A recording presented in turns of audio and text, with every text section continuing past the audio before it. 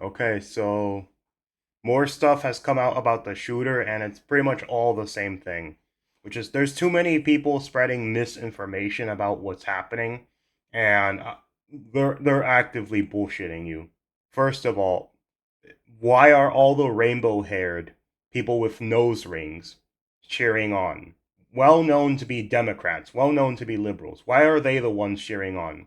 Second of all, Nick Flintus's fans are not a part of this. None of them committed the assassination. Nick Flintus not only doesn't call for violence, but like, hell no. This is not him. Now, the next part is he was dating a transgender who was also basically his boyfriend. And they had a Discord chat together too, where they were Antifa members. He was a part of the Democratic Socialists of America. And yeah, this shit is bad. Like a lot of left wing news are they're trying their fucking hardest to basically hide this fact from the American people, and I hate them for it. They're basically complicit in this because they know that this makes them look bad. They never took control of their voters, they never did anything, and now this happens. Let's see. Federal Bureau of Investigations is investigating a social media post by at least 7 different accounts that appeared to indicate foreknowledge of the assassination of Charlie Kirk, according to 3 people familiar with the investigations and screenshots obtained by the Washington Free Bacon. The post, one which referred to the date of Charlie Kirk's assassination, September 10, was more than a month before it took place, were all deleted in the days before following the killing. Several of the accounts appear to belong to transgender individuals, several, and at least one of them followed by suspect Tyler, Robinson's roommate, which whom Robinson was allegedly in a relationship with on TikTok. I know, thankfully, the FBI has him. He is coordinating with them, and we're gonna see what happens. The FBI has received archived copies of posts according to a person who flagged them for the agency. Screenshots of posts have been circulating online but had not been previously authenticated. While the posts do not establish that any of the individuals knew or conspired with Robinson, the 22-year-old gunman who allegedly shot at Kirk, several of them mentioned the conservative activist by name and fantasize about his death. I'm not gonna say what they said, but just read it. Here it is. 14th, LMAO, 10th. That's the day he was gone. Look at that. Instagram. After Charlie Kirk, follow up. I plead the 5th. Same thing. September 10th. Interesting day. And we got to another one. Look at that. We fucking did it. Several of the accounts under investigation appear to be associated with LGBTQ subcultures, yeah, which use the X handle to reference a genre of anime that depicts romantic relationships between men. And I'm glad the FBI is investigating. A lot of these individuals probably are hiding among us, and it's fucking terrifying. Because remember, they cheered when he died.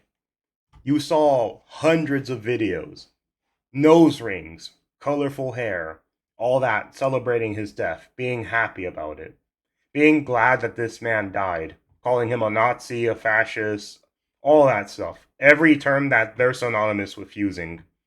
And then there's so many Democrats that are doing as much damage control as possible, spreading as many fake rumors as possible in order to lie to all their viewers and all their voters.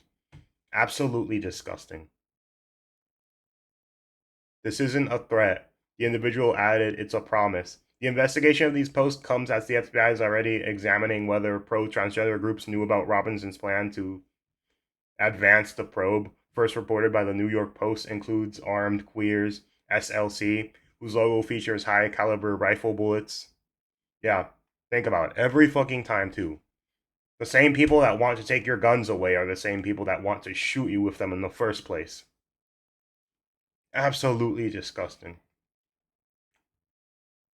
But yeah, this is a lot of stuff is getting bad, and so many people are being investigated, especially with how happy they were, how they said, oh, they want this guy to be next. There's so much disgusting behavior popping out, And I'm glad people are acknowledging it for what it is who can and leaving the party, because this is a major issue there. It's never been cleaned, it's an infestation, and it's destroying whatever reputability the Democrats really had left. Hell no. The left went so far left, everyone who stayed in the same spot is now a Republican. Yeah. Trump, rightfully so, is looking into all of this and not letting this slip, because I believe that this is a huge danger, an enormous danger, and it has to be looked at for what it is, a potential national threat inside of the country that's building up, and these people perfectly are fine with all of this. They all look the same way, mentally unhinged, mentally unstable. It is freaking terrifying. Yeah. I'll show you this. Like, here's another thing. There are statistics. Look, they think Republican, not sure. Like, it's pretty clear who it is. And it's always the same people. It's the same people. Nose rings, glasses, everything. Yeah. Look at Tim Pool. Already canceled events due to security issues and have an increase in death threats. Destiny is saying this to encourage more assassinations, despite the fact everyone is already on edge. I don't know. About the crime statistics? Not exactly like You need conservatives to be afraid of getting killed when they go to events so that they look to their leadership to turn down the temperature. The issue is right now, they don't feel like there's any fear.